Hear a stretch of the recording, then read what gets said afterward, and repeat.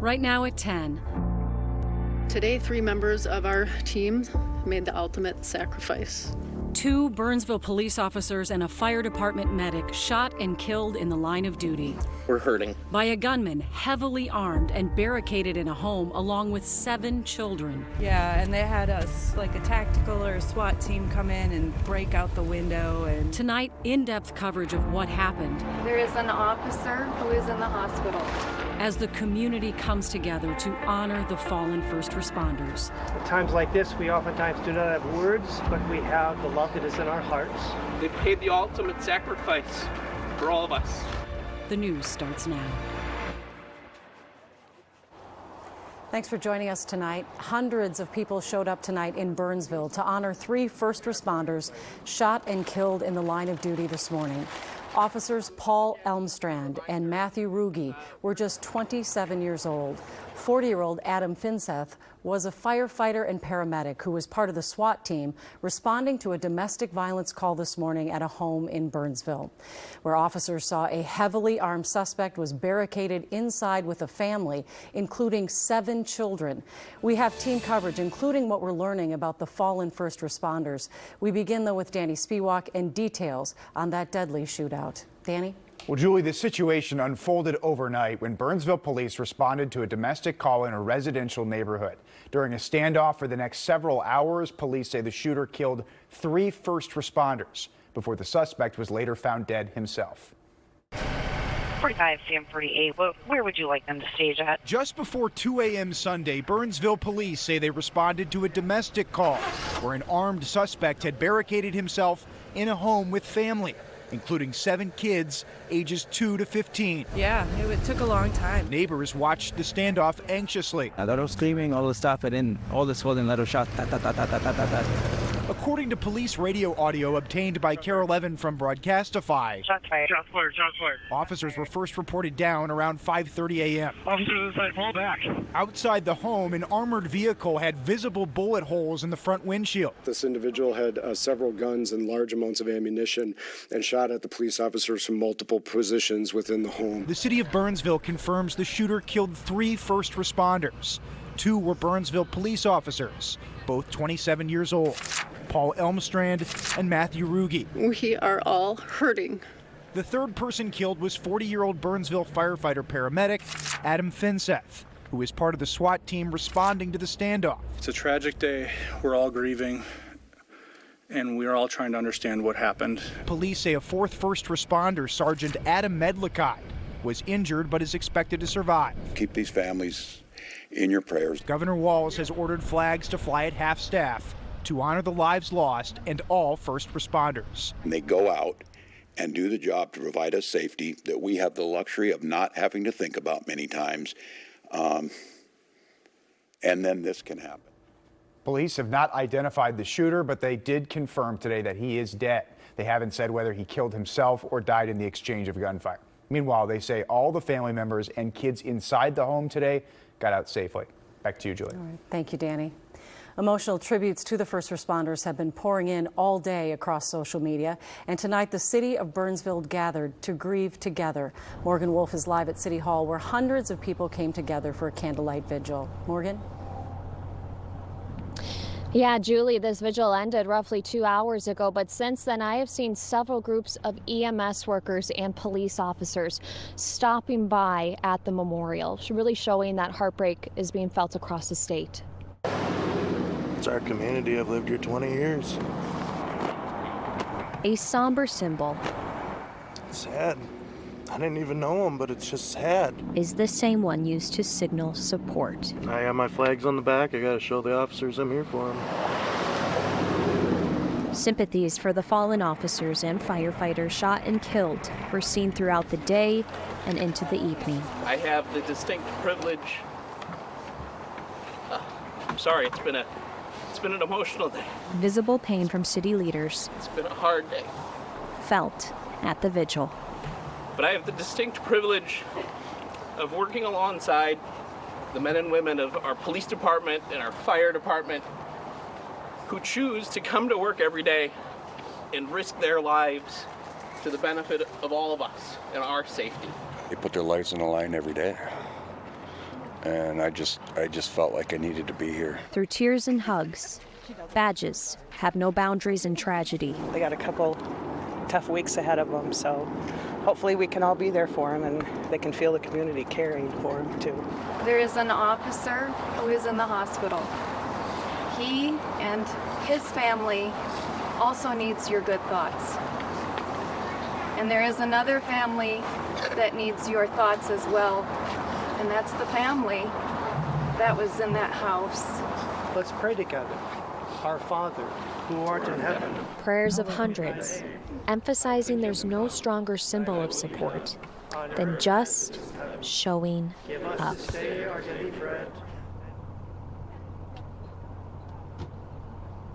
I did speak to the Burnsville city manager that told me they have not set up a fund yet, but they are in the process of doing so. This is something that will go towards these families that are impacted.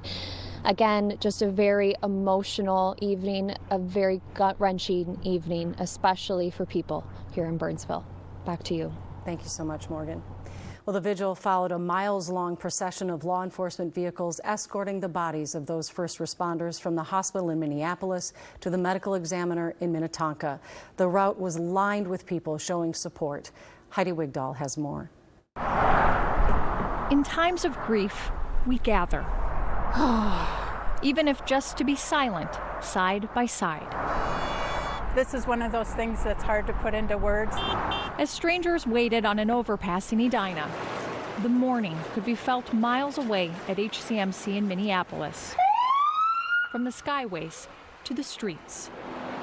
Law enforcement gathered to grieve and honor their fallen comrades, Burnsville police officers Paul Elmstrand and Matthew Ruge, and firefighter-paramedic Adam Finseth. Each badge bearing a black band. It's just tragic that we have to even see this. We shouldn't be experiencing this. Miles and miles of mourning through Highway 62. It's a huge deal. We just lost 3 people, and they have families. Karen Hartwig could not stop.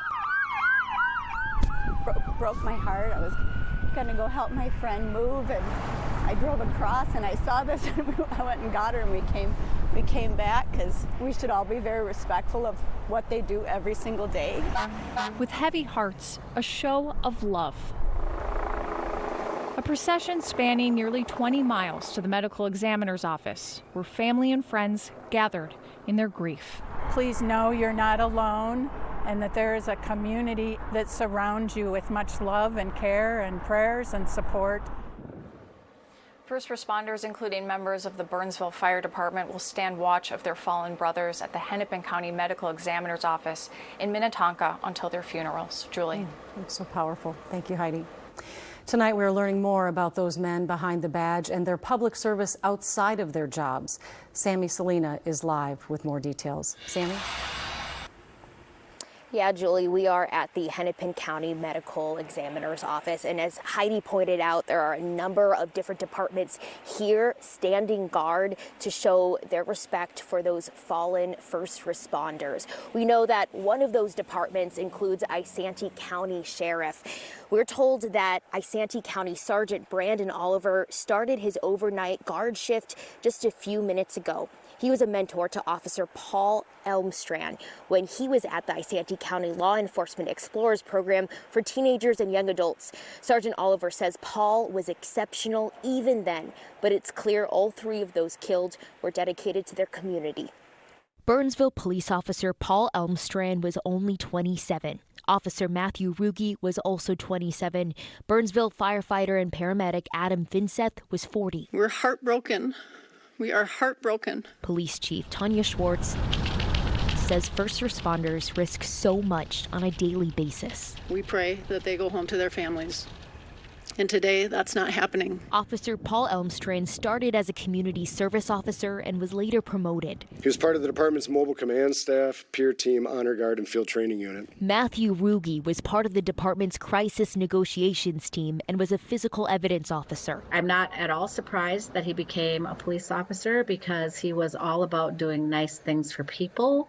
Robin Gwaltney used to live near Matthew. He grew close to her family. When her father was at the end of his life, Matthew came came back to spend time with him. And unfortunately, his life was cut way too short because he was a first-rate person. Adam Finseth has been a Burnsville firefighter paramedic since 2019. So the paramedic was part of the team. The SWAT team was called to this incident, and they were in the process of helping resolve that, and they were assisting with the officer, the first one that was injured. This is the toughest day that the city of Burnsville and our public safety family has ever experienced.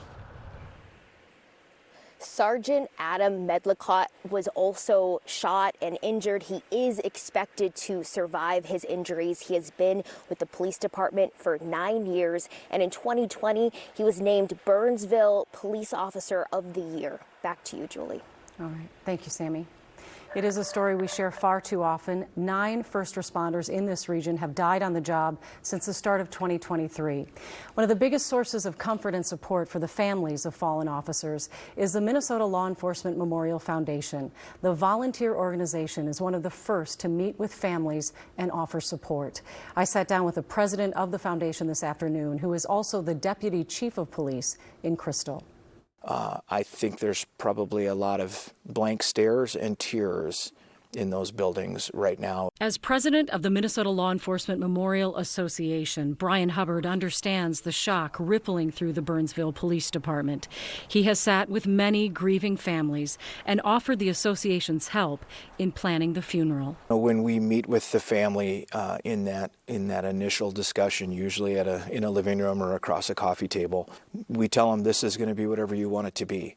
And one of the examples I always give is if we're planning something and you say you want this building to move from here to here, then we're moving that building. We'll figure out a way to do that because that's how we're going to recognize your sacrifice and that's how we're going to honor the service of your loved one. I just can't even imagine sitting across the table from these people. How do you do it? What happens is often the same for me.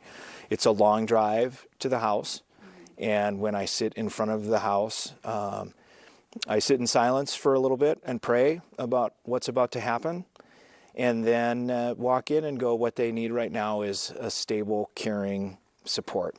But I will say that every single time that I've had the honor of being in someone's living room in their most intimate pain moment, I think, I really don't want my wife to be having this conversation with somebody.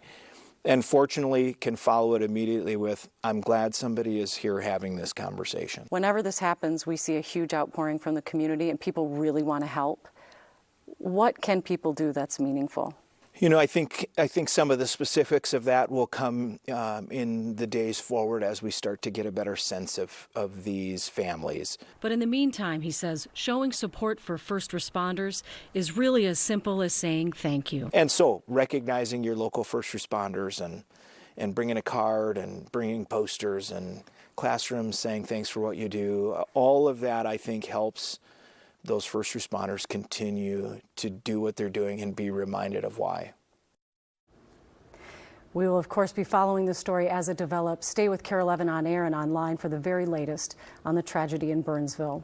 We will have other news of the day coming up, including your full forecast. But as we go to break, some more sights and sounds from the procession for the fallen heroes this afternoon. We'll be right back. Words can't express how hard today has been. Today, 3 members of our team made the ultimate sacrifice. They are heroes. It's a tragic day. We're all grieving, and we're all trying to understand what happened and why. To the families of Adam, Paul, and Matt, Minnesota mourns with you.